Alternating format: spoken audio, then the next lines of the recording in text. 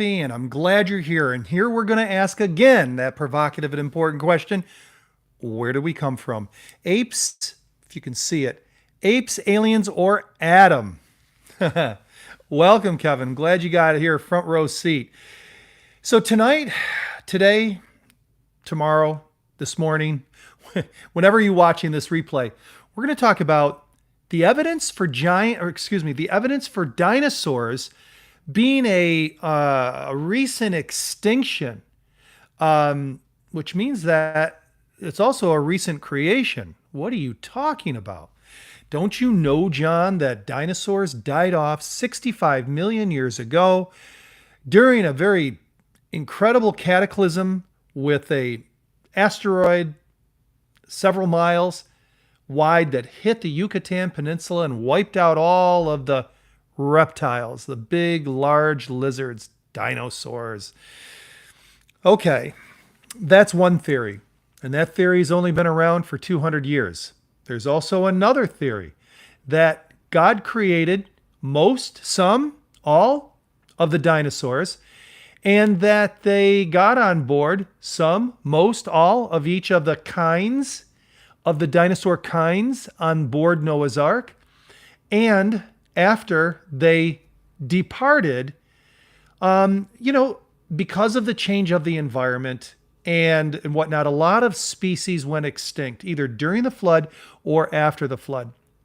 And perhaps they went extinct, but not for a while, dumbing down in size and becoming the dragons of old, of legends that we hear about. That's one theory. And I like that theory. It sounds good. But the question is there any evidence that humans and dinosaurs once walked together? Did these two know each other at one time in Earth's history? From the evolutionary long age geology, the answer is absolutely not. But we're going to show three different categories of evidence, and a couple of different evidences within each category.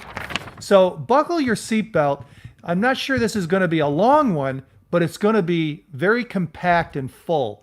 We're going to talk about paintings and reliefs, sculptures. We're going to talk about those two, and we're going to see some evidence of what could be dinosaurs in those. Modern, maybe not 2024, but relatively modern. We're also going to see footprints in stone and how those footprints in stone tell a very interesting story. We're going to be crime scene investigators, and we're going to head down, so to speak, to the Paluxy River in Glen Rose, Texas, and I'm going to show you some cast footprints that should impress you. Hey, John, I saw the leaky tracks in Glen Rose. Yep, back in the 90s. There you go. And then we're going to talk about carbon dating. I'm going to show you some things about carbon dating, a report that I think will knock your socks off. So get ready. Let's go ahead and talk about, did humans and dinosaurs once coexist? Great question. First, we're going to talk about art and reliefs. Now, I'm going to show you a painting. And in this painting that was created, well, let me show it to you. This painting right here was created by a Renaissance painter, okay? It's called The Death of Saul. Saul meaning the king during King David's time. Before King David. King David took over for Saul. King Saul was 3,000 years ago in Israel, and he was the first king of the Israelites. They begged for a king, they got one. But unfortunately, he took his own life when he was in battle. It was a very bad life for him towards the end, and ended in tragedy. However, in this painting that was painted in 1562, I want you to take a good look in the back there, okay? See anything unusual? Not yet? Okay, what about over here? There we go. What is that? What is that? What are those? What are they? Those look like those look like brachiosauruses or brontosauruses. Now, some would say, oh, no, no, no, no. The artist just didn't know what a camel looked like. Those are camels. Camels would be obviously the transportation of someone in the Middle East 3,000 years ago. But here's somebody from 1562 who is painting something that looks similar to a dinosaur in a 3,000 year ago depiction. What did they know 500 years ago that we simply don't get today? Perhaps I'm completely mistaken. Let me show it to you one more time.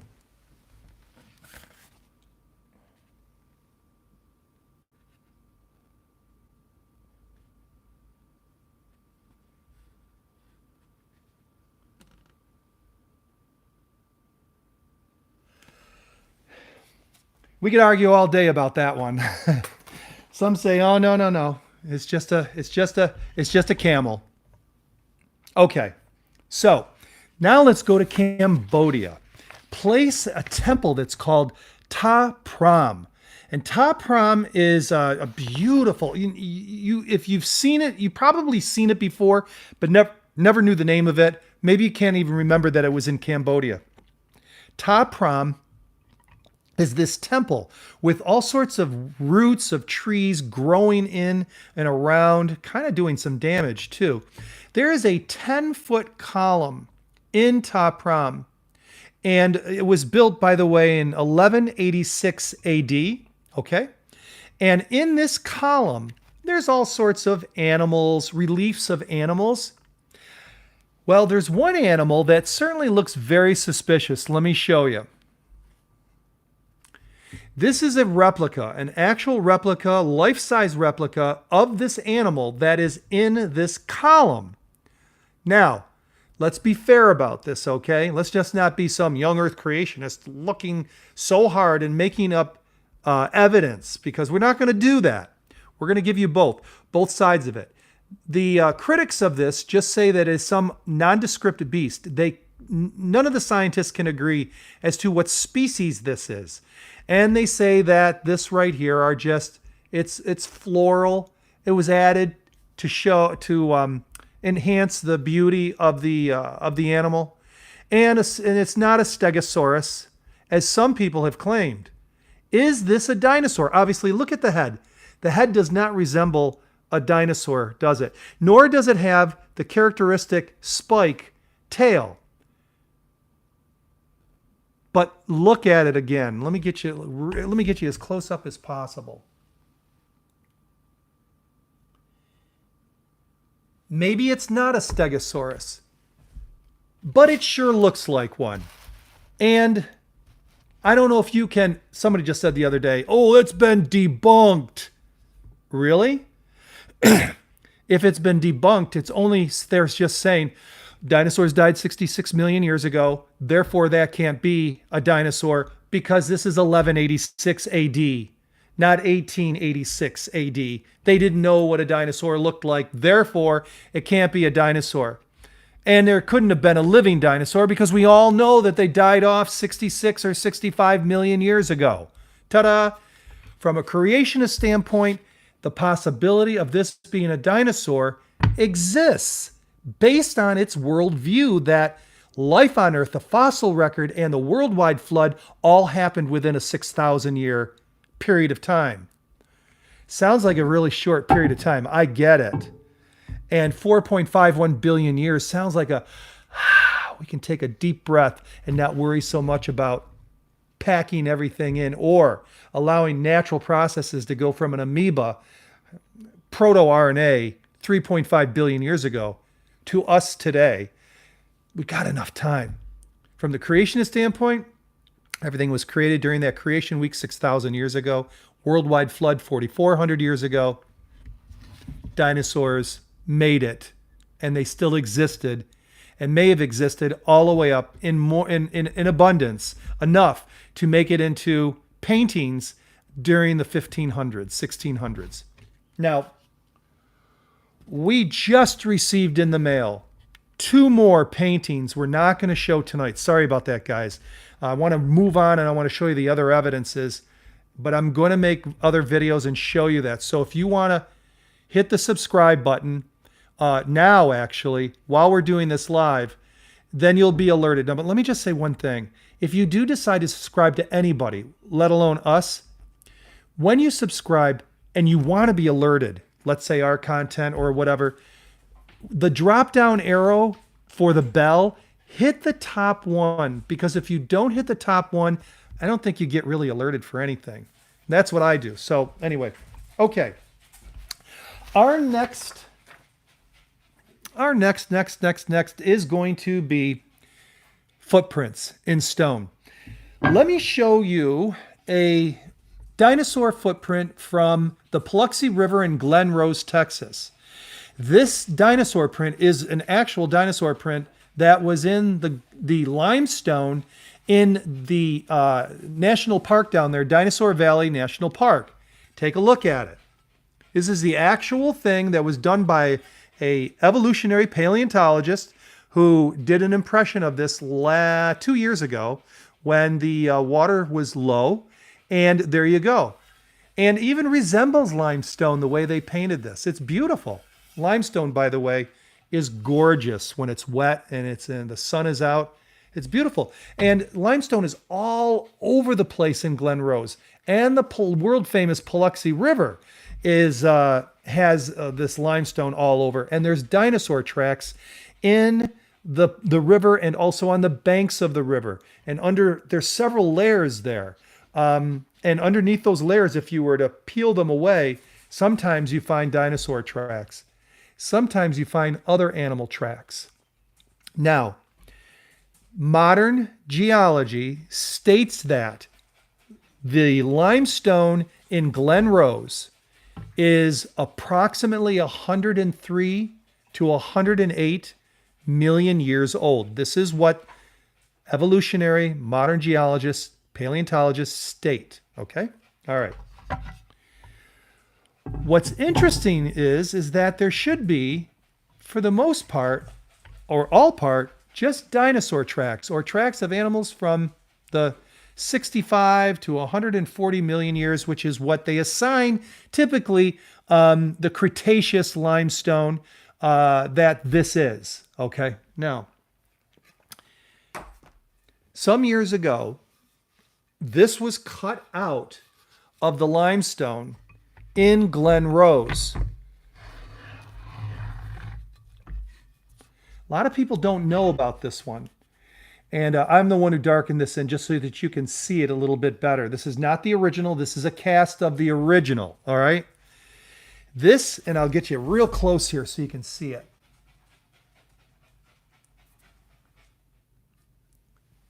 This is a giant cat print, most likely to an American lion, extinct quite a long time ago. They lived around 500,000 years ago, 2 million years ago, somewhere in there. The point is, it's in limestone.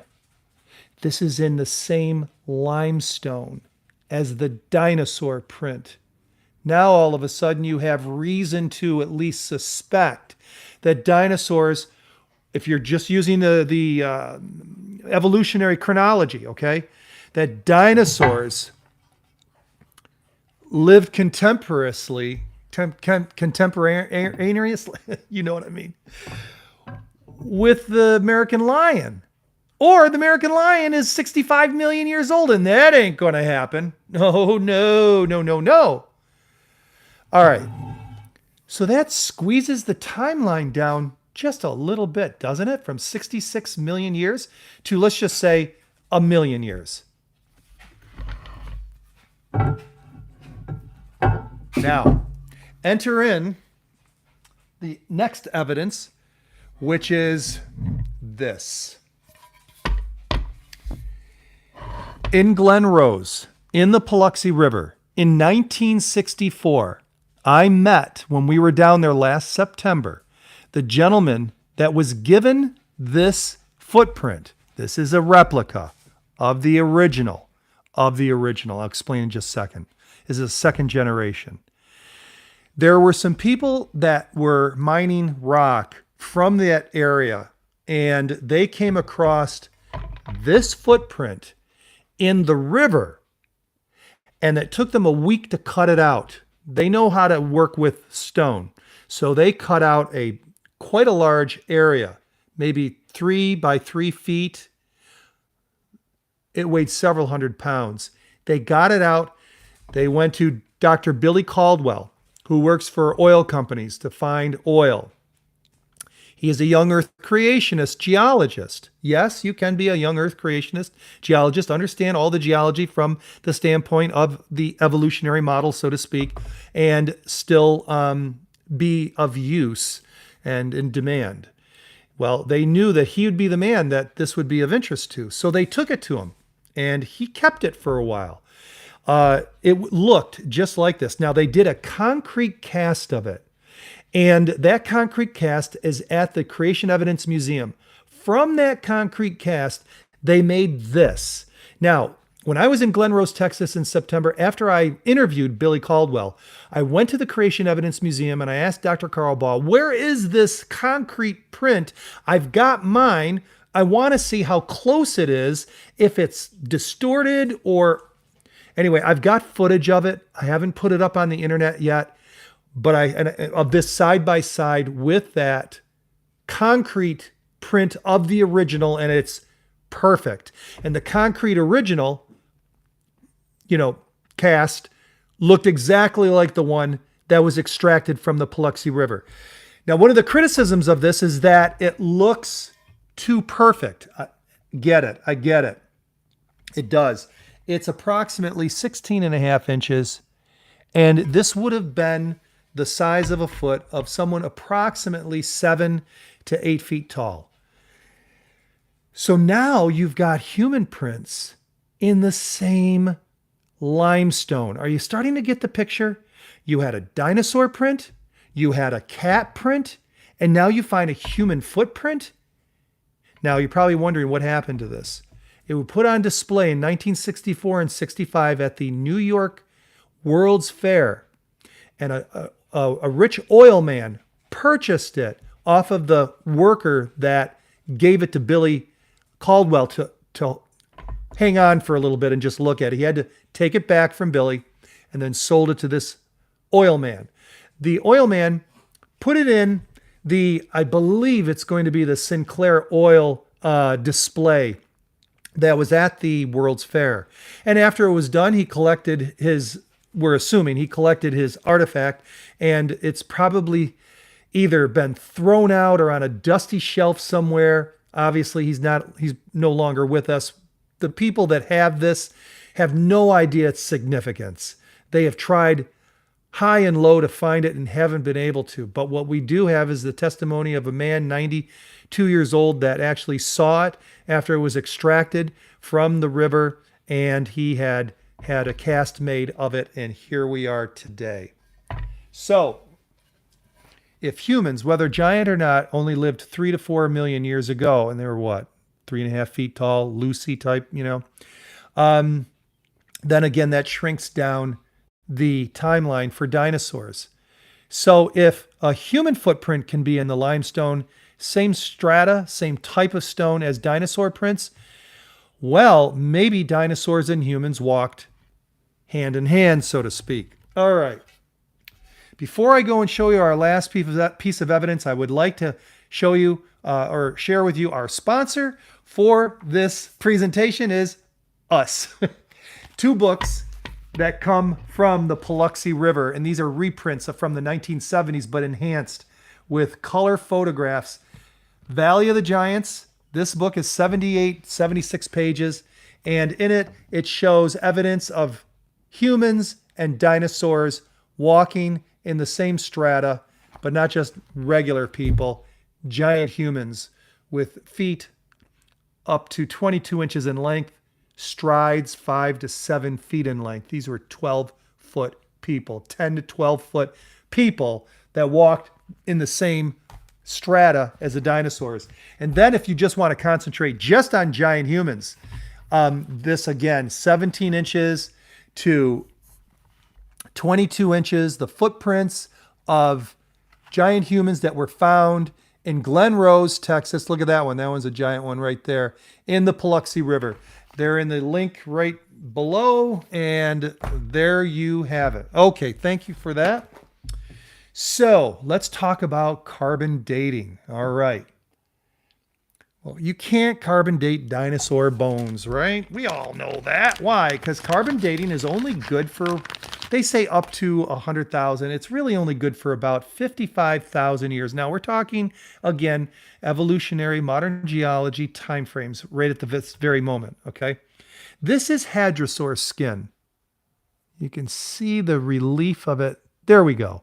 There's hadrosaur skin. You see how it's kind of hexagonal. Now, this shouldn't be able to be carbon dated, right?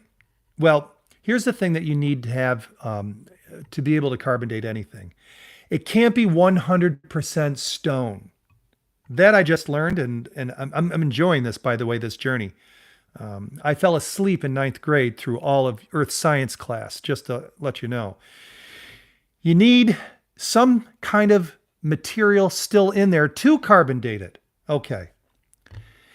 If we were to carbon date a dinosaur bone per mineralized, and I'll explain what that means in a second, and we were to find carbon in it, then it would naturally be not 66 million years old, because carbon dating only has the capability of seeing or detecting trace elements of the carbon-14 in the specimen 10 times the half-life, which is 5,700 years.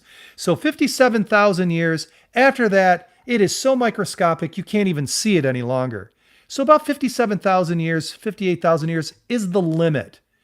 So you should not be able to find carbon and carbon date any dinosaur bone if the paleontologists and modern geologists are correct. But if dinosaurs were created 6,000 years ago and there was a worldwide flood 4,400 years ago, and the fossils that we see today for the most part were all created in a very short period of time during the flood and after, okay, and afterwards.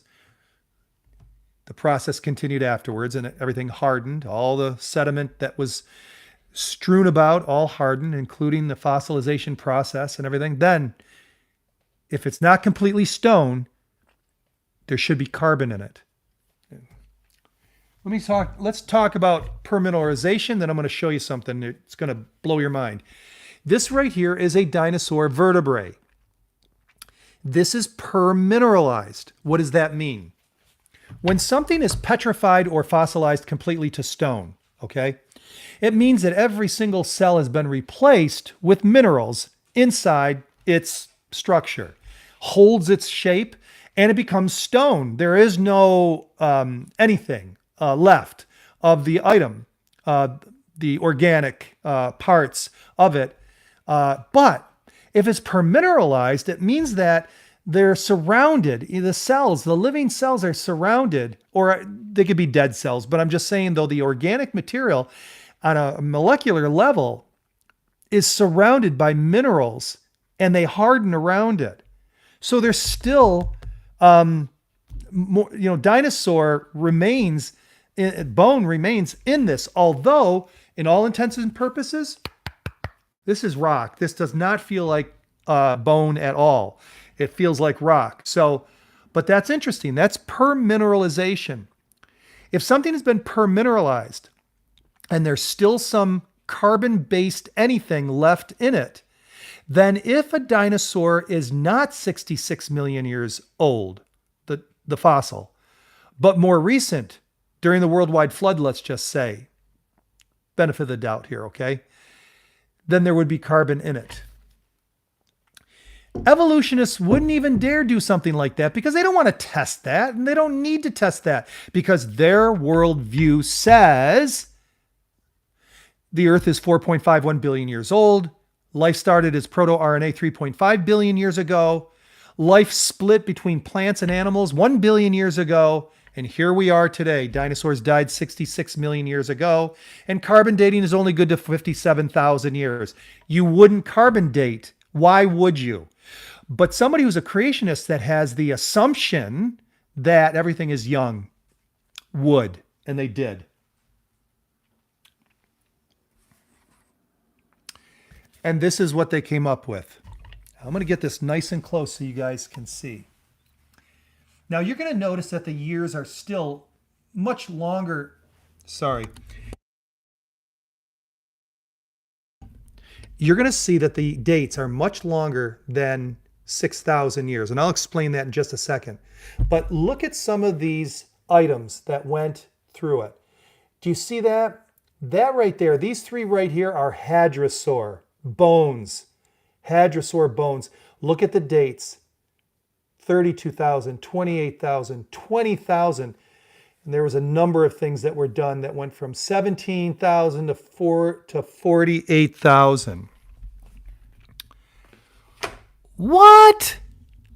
They weren't contaminated.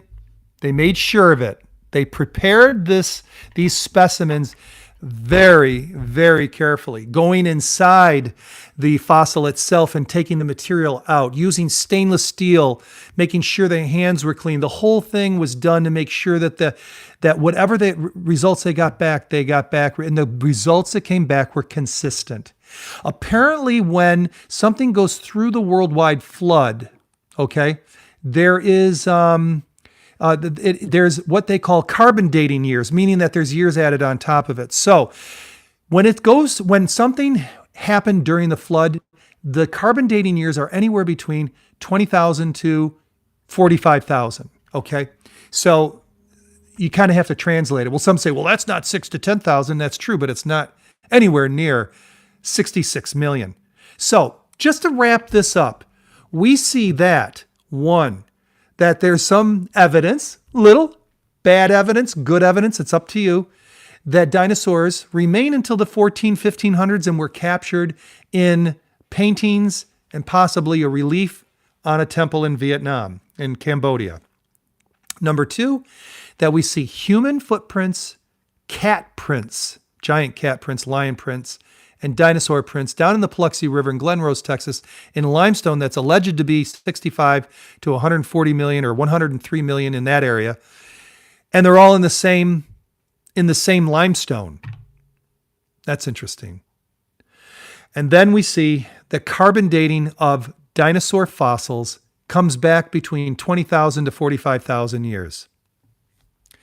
Did humans and dinosaurs once walk at one time together? I believe they did. And I believe just a small amount of evidence here at least gives us a reason to pause.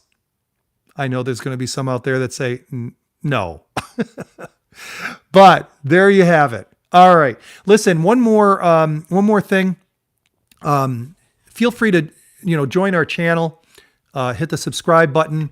Then with the little bell, hit it, drop down, hit the top one. Then you're going to be alerted next time we go live. We're going to be on next Friday, and it'll be another, I'm hoping, very interesting and compelling topic.